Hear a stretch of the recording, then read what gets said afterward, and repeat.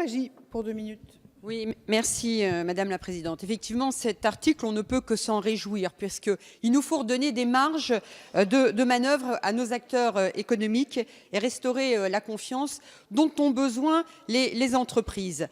Finalement, on peut même regretter que vous n'alliez pas suffisamment plus loin et que vous ne reteniez pas un taux encore inférieur à 28%. Parce que, effectivement, si nous partageons ce qui a été dit même de l'autre côté, sur les bancs en face, il nous faudrait une base plus large et des taux plus bas. Nous sommes tout à fait d'accord.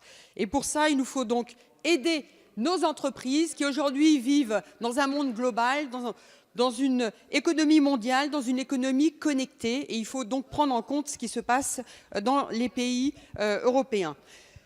Si par ailleurs on peut vous rejoindre, Monsieur le Ministre, sur le besoin de stabilité dont ont besoin les entreprises et cette nécessité de se projeter et de leur donner une ligne directrice sur plusieurs années, on peut regretter que vous n'ayez pas pris cette initiative il y a quelques années et au début du mandat, parce que là, ça aurait eu vraiment du sens de prendre une décision de cette nature.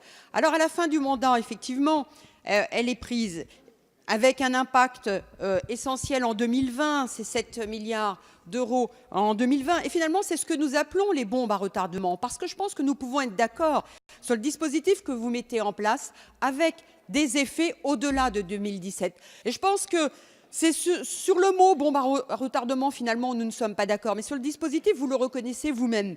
Finalement, ce sont des bombes qui sont organisées, des bombes qui sont différées avec une définition très précise de l'agenda, qui sont programmées et dont les effets sont connus, mais il n'empêche qu'elles sont bien là. Merci. Monsieur Alauzet.